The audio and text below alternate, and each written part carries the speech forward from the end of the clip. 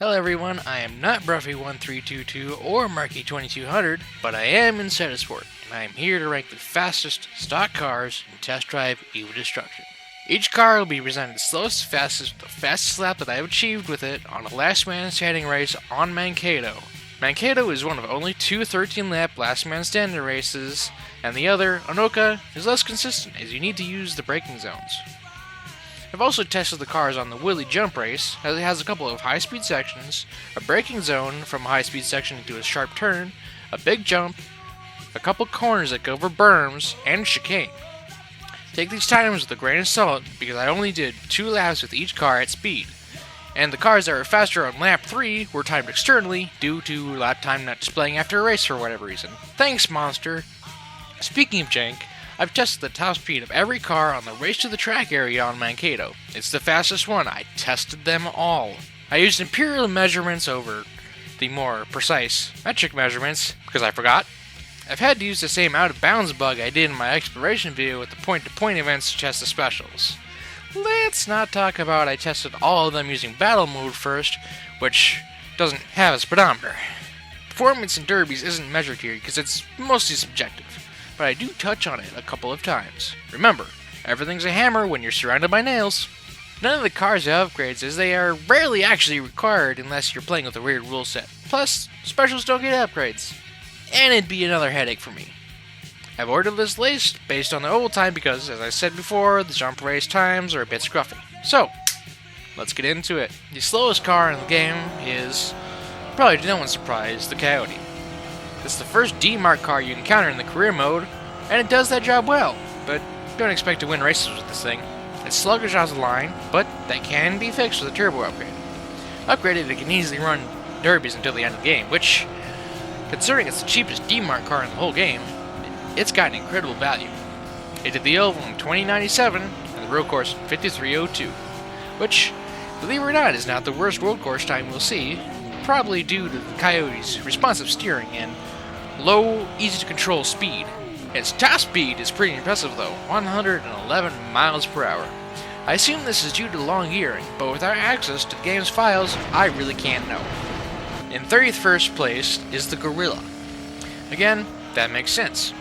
The Guerilla is the second D-Mark car you encounter in career mode. It did the oval in 2063 and the road course in 5297.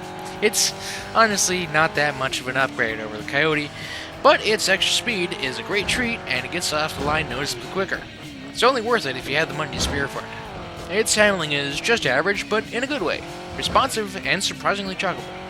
Its handling and top speed of 102 are shared with its sister cars, the Hunter and the Cannon. 30th place is the Moth. It's nippier than the top, but I don't think it's worth a swap. You should be saving for a Desio instead. Being the designated target for Wrangling should really tell you something.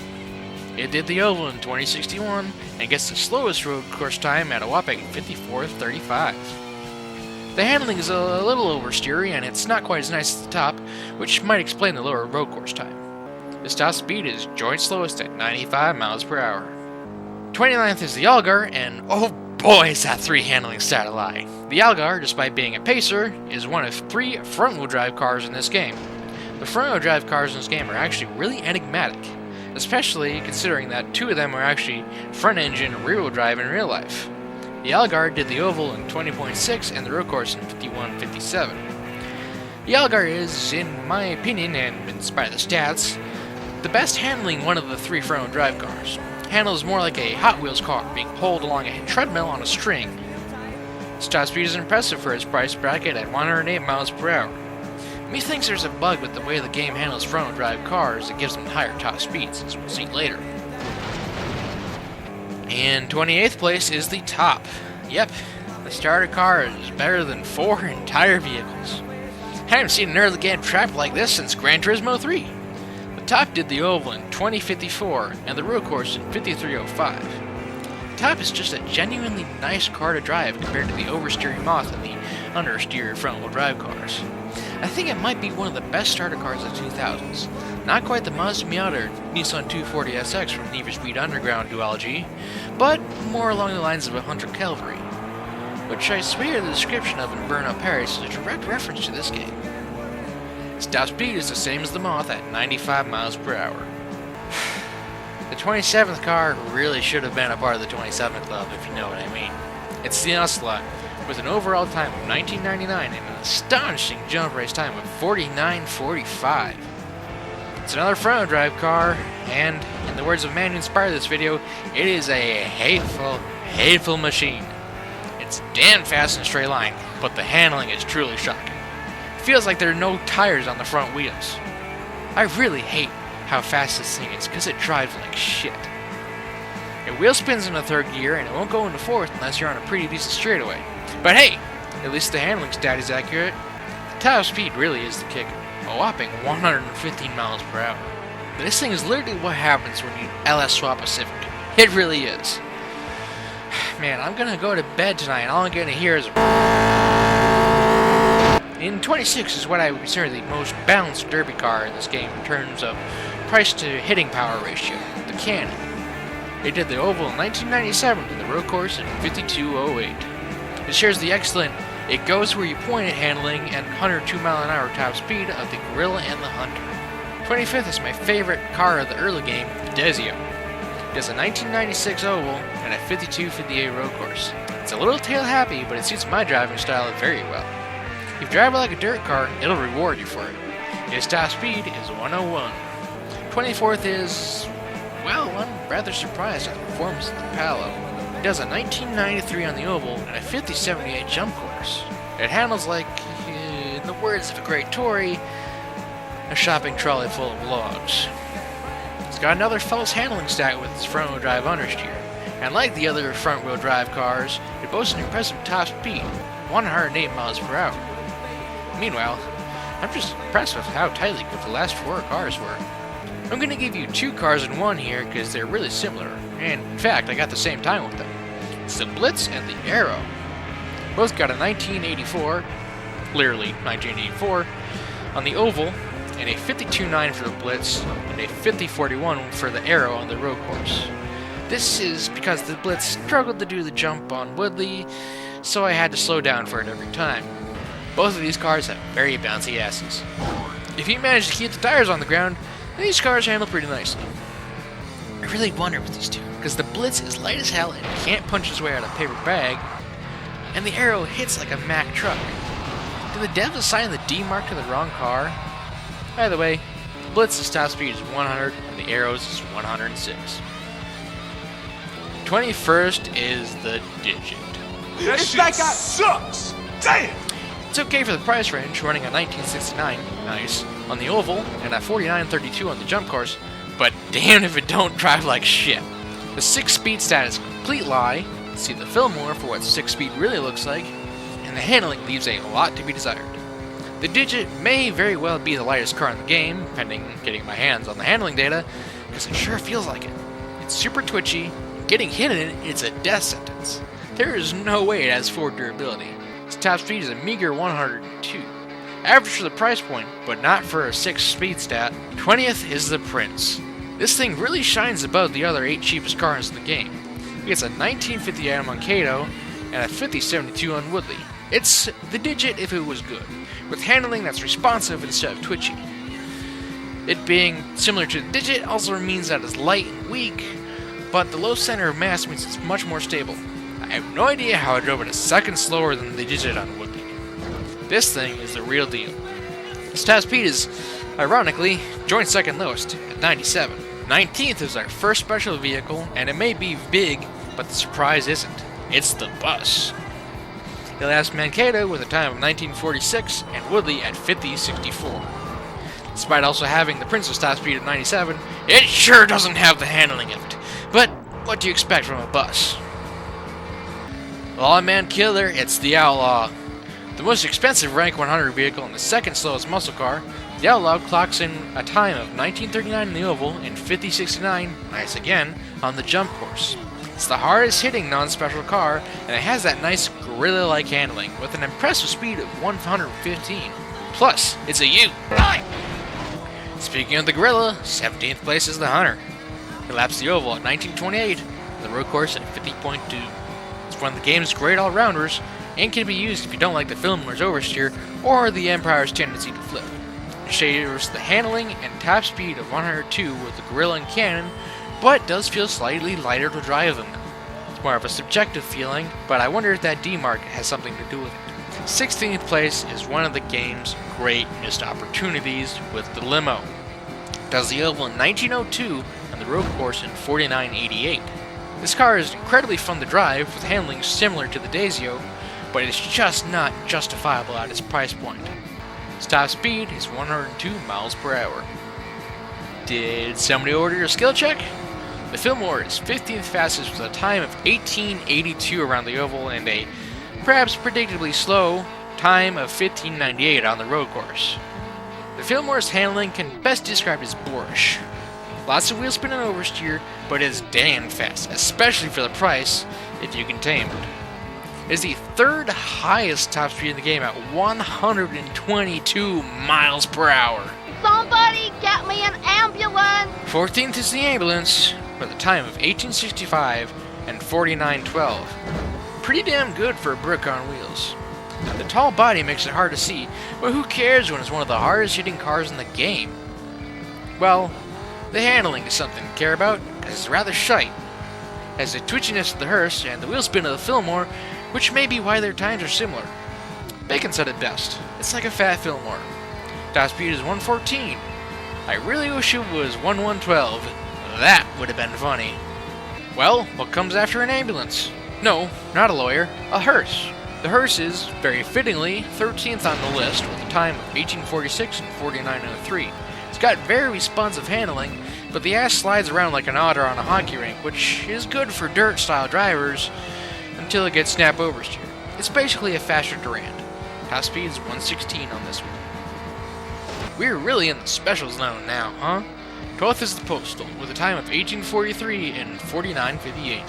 The Postal is, well, a bit postal. I can only describe it as driving like an RC car. Decent acceleration, bouncy suspension, insane responsiveness due to the short wheelbase, tinfoil bodywork, and it falls over more than a domino in a bounce house. It's a challenge to drive, but it's a damn good time. Top speed's 105. Try not to get impaled by the broken steering column, by the way. We're back to the normal cars, kind of. I'm lumping the Empire and the Taxi together as their performance is identical. Like, literally. Taxi's in 1836, and the Empire is in 1834 on the oval, with the Empire being a 4902, and the Taxi being a 4832 on the road course, which would probably be equal if it was more consistent. The Empire handles like a slightly looser Bulldog, but a tighter Hunter. In my opinion, it's the third best car in the game for value. You can take this thing to the finale if you're good. It's, 9 times out of 10, a great driving experience. The 10th time comes when you land a jump or get T-boned and wind up with grass in your teeth from flipping over. If you're willing to gamble on the jumps, it'll outrun any Hunter, and it can actually take corners, unlike the Fillmore. Taxi gets increased durability and seems to pack more of a punch, too. Top speed for both is 112. The Durand takes a, perhaps unsurprising of its price bracket, top 10 finish at 9th place. It laps the oval at 1818 and the jump course with a blistering 4808. Being the fastest D-Mark car in the game, enough to be competitive racing, the Durand should be only treated as a luxury item. It's worth it, but the Outlaw can do his job just as well. Much like the Blitz and Limo, it is very good, chuckable handling. Top speed's 119. 8th place is my personal favorite, the Hurricane. It laps Mankato at 1804 and Willie at a fierce 4788. That handling really coming into its own there. The Hurricane is the Mazda Miata of this game. It's quick, handles great, and you'll be killed if you wreck it in traffic. If you, for whatever reason, dislike the handling of the Bulldog, give the Hurricane a try, but avoid getting T-boned, as it has a tendency to flip over from this type of impact. Top speed's a little low at 106. Not that it matters, where you're ever going to reach 100 miles an hour in this game. 7th place is the second best car in the game, in my opinion, the Bulldog. Its times are 1803 and 4868. The handling is a bit duller than the Hurricane, but that's like saying getting hit with a pillow is duller than getting hit with a 2x4. It's incredibly stodgy, surprisingly heavy, handles great, and is damn fast. Plus, it costs less than half of a Gladiator. It can easily be taken to the finale and win. Think of it this way. In the Bulldog, you're the bully. In the Hurricane, you're the one that gets bullied. Maybe that's why I prefer the Hurricane. Top speed's an excellent 117. A lot of the 7-speed stat cars are similar in performance, and that's true of the 6th place cop car. It's got a cop motor, a 440 cubic inch plant. It's got cop tires, cop suspension, cop shocks. The Bruisemobile breaks the 17-second barrier around Mankato with a time of 17:73 and an impressive 47:43 around Woodley. Turns out that crossbreeding the Bulldog and the Hurricane creates a car that's absolutely peak. Top speed's 115. And now on to the game's other great disappointment. The Mongoose is loose in the hoose. Coming in at 5th place, it gets a time of 17:07 around Mankato and a 48:46 around Woodley. The car handles great and it's pretty quick, but it's let down by its $4,900 price tag. It'd be a fantastic option if it cost, I don't know, $2,300 less. Seriously though, gather some friends around the multi-tap and do an eve with this car, the Bulldog, and the Hurricane, and you just recreated the 1998 British Touring Car Championship season in your den. Top speed's the best of the 3 at 119. We come crashing back down to Earth with 4th place. It's the Venom. Oh. The Venom laps Mankato at 17.5 and Woodley at 46:48. On paper, the Venom is just a Hurricane with pre-installed upgrades. But when you break down the cost, you're only saving $700 on a car that only needs a single $900 upgrade. The handling sucks too. It's somehow twitchy, but unresponsive. How do you even do that? It's lightweight, similar to the Hurricane, means it gets batted around easily too. Top speed is 119, so right up there with the Mongoose. This game's top 3 was inevitable. I mean, the pricing almost spoils it. 3rd is the Gladiator, the best car in the game if you ask me. It laps Mankato at 17:16 and Woodley at 46:82. It's kind of in a class of its own on paper, but in practice it runs right up there with the more expensive cars. It's fast, decently stodgy, handles great, and is the 2nd cheapest endgame muscle car. Its handling is tight and responsive, and let me tell you, this thing kept eating. Every lap I ran around Mankato was faster than the last. It also, for some reason, kept trying to shortcut Woodley, but that didn't affect the time at all, somehow. Top speed's 120 on the dash. And 2nd place goes to The Orbital. Again, this result's spoiled by the prices. It lapped around the oval with a time of 16:81, being one of only 2 16-second times I achieved, and it got the best road course time of 44:59, the only 44-second time I got. The handling is an acquired taste, but considering I like the Fillmore, it makes sense that I like this car. It's tail happy and will kill you if you touch the steering wheel before a jump. Greatest driver in the world. And don't touch that speed upgrade. If you do, it'll wheel spin into 4th gear. Top speed is the highest of any car in the game at 136. And the fastest car in the game is the Rocket. Duh. 16:42 on the oval and 45:68 on the road course. The Rocket is really aptly named. It's impressively fast, but it requires your full attention to handle it. Even then, it can still spin out. My take, it's the worst car in the game. It's mind-bogglingly expensive, wheel spins into 3rd gear, and the 10 handling means it has the turn-in of a sprint car. If you whack the stick full lock left or right, which is how you drive fast with 90% of the cars in the game, you'll just spin out. The car is super hair trigger handling that just doesn't work in a game with this much grip. Was this intended as a joke? And don't even think about adding the speed upgrade, which costs as much as an entire Hurricane, by the way. Top speed is 132, 2nd highest in the game. Well, there you have it. Every car in EVA Destruction tested. I hope this helps you out, whether it's making educated choices in career or figuring out a competitive set of cars to race against your friends with. Sadly, this game doesn't have online or system link, but could you imagine the multi-class racing? Thanks for watching. Be sure to check the links in the description for the people that inspired this video and for my cohorts that listened to my rambling when I was testing. I can only put one subscribe button in the end card, and I've chosen the Irishman that inspired this whole thing. Peace. Stop recording. Stop recording!